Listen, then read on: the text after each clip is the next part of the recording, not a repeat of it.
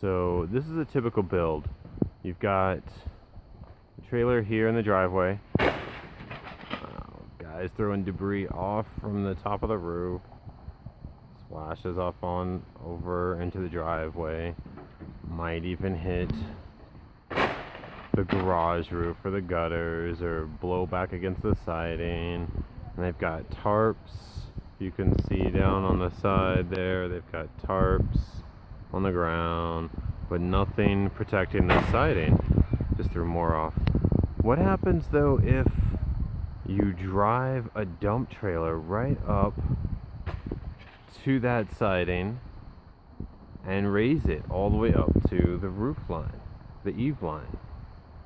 Then what? Then you don't have any of this. You just shovel it all right into the dump trailer that's, 2 feet away.